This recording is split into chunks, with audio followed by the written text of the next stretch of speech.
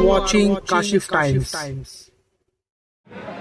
जाकिर भाई, जिस तरीके से पुराने कार्यकर्ता हैं, बहुत से एक कार्यकर्ता है जो कि आज उन्होंने बीजेपी ज्वाइन करी है और उन्होंने कहा है कि यहाँ पर मौलानी क्षेत्र में काम नहीं हुआ है, 25 साल से कोई काम नहीं हुआ है, तो क्या कहना चाहते हैं उनके लिए?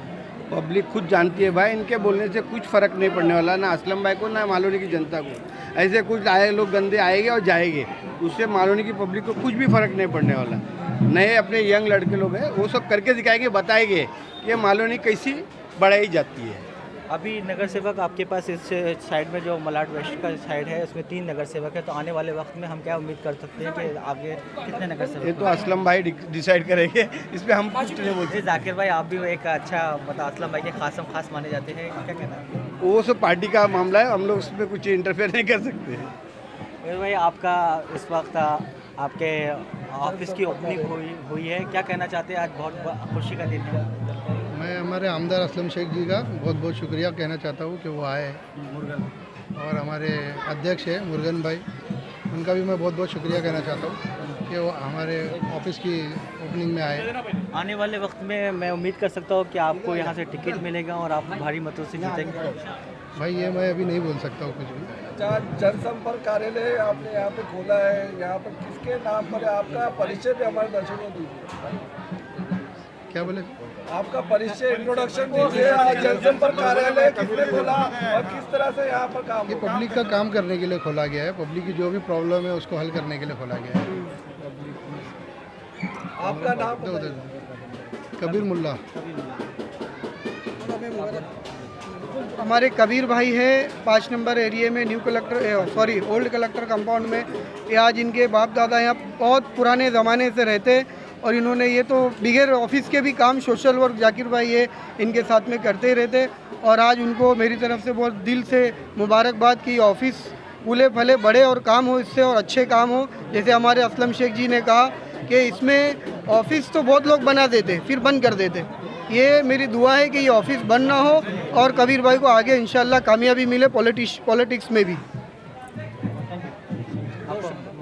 Face to face Kashif time, ये दोनों ऐसी चीज़ है कि मुकम्मल तरीके से मालवनी की सरजमीन पर चमक रही है, धमक रही है। मैं इन्हें बधाई देता हूँ। दूसरी बड़ी बात यह है कि हमारे कबीर मुल्ला साहब, अब इन्होंने क्या पद लिया, कैसे पद लिया, उसके बारे में मैं पूरी तरीके से विद एविडेंस बताने जा रहा हूँ। इन्होंने सलम सेल का पद लिया है।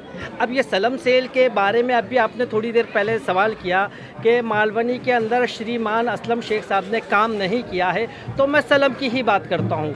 अब ये डेट लो, 27 दिसंबर 2022 को महाराष्ट्र असेंबली के अंदर श्रीमान हाजी असलम शेख साहब ऑनरेबल स्पीकर महोदय के सामने, ऑनरेबल ख़ास तौर से डिप्टी सीएम के सामने ये चीख कर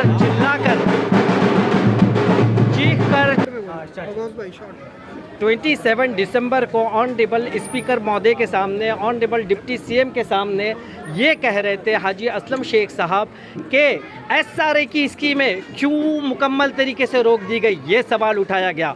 फिर उन लोगों को मैं जवाब देने जा रहा हूँ कि फिर उन्होंने कहा कि जिन ठेकेदारों ने जो ठेके लिए थे, जिन कॉन्ट्रैक्टरों ने कॉन्ट्रैक्ट लिया था, जिन्होंने 3 साल से कहीं कोई काम नहीं किया, उन्हें मुकम्मल तरीके से भारत के आईन, भारत के संविधान की धाराओं के दायरे के अंदर उन पर कड़ी कार्रवाई की जाए। ये किसने बोला? हाजी असलम शेख साहब ने। फिर तीसरी बात मैं और ये करने जा रहा हूँ कि सलम डिक्लेरेशन करने से रिलेटेड किसने आवाज़ उठाई? मोहतरम जनाब हाजी असलम शेख साहब ने आवाज़ उठाई। किधर उठाई? महाराष्ट्र असेंबली में उठाई। और क्या काम नहीं किया वो भी मैं बता दूं। अगर मैं वर्सोवा से लेकर मड के फ्लाईओवर की बात करूं तो उन्होंने वहां पर भी आवाज़ उठाई। मड के अंदर की मैं बात करूं तो भरपूर काम है। और फिर इसके अलावा अक्षा की बात करूं, दाना पानी की बात करूं, मारवे की बात करूं, छोटे छोटे तालाबों की बात करूं, गणपति विसर्जन की बात करूं, मुस्लिम वर्ग की बात करूं, और ख़ास तौर से मैं लिंगायत समाज, दंगर समाज, अनुसूचित जाति जनजाति, SC ST OBC की बात करूं या कौन से समाज की बात करूं, कोई एक समाज की बात बता दो जिनका हाजी असलम शेख साहब ने काम नहीं किया। अब इसी के साथ मैं अपने लफ्ज़ों को, शब्दों को ख़त्म करता हूं और ख़ास तौर से हमारे कमाल मुल्ला साहब को तहे दिल से बधाई देता हूं। तहे दिल का कबीर मुल्ला साहब को मैं बधाई देता हूं और आपकी मुकम्मल टीम को बधाई देता हूं। असलम भाई आगे बढ़ो, आपको डरने की ज़रूरत नहीं। मालोनी का बच्चा आपके साथ में है और यहाँ तक के नहीं, असेंबली तक के नहीं, बल्कि पार्लियामेंट तक के आपके साथ रहेगा और आने वाले समय के अंदर पार्लियामेंट के लिए। Thank you sir.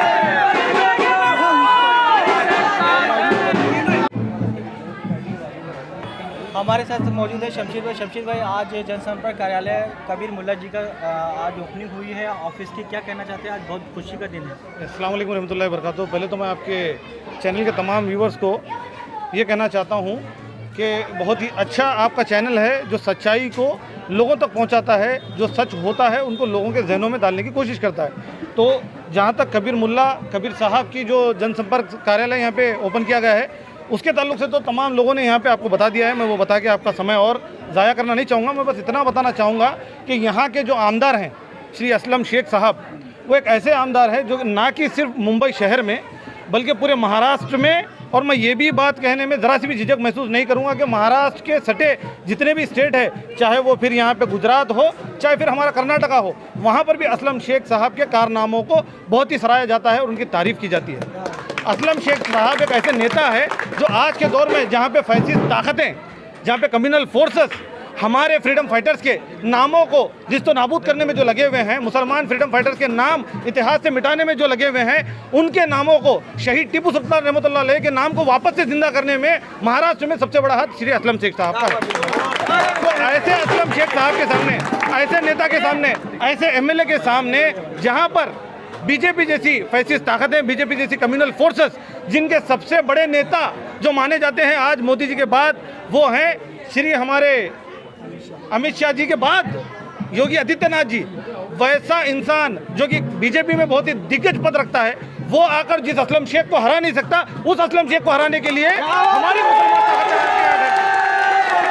Aslam Sheikh साहब एक ऐसे नेता है जिनकी छवि को ना ही खराब किया जा सकता है और जिनको ना ही हराया जा सकता है। ये बात बीजेपी मान चुकी है, तभी वो एक मुसलमान पार्टी का साथ लेती है असलम शेख को हराने के लिए,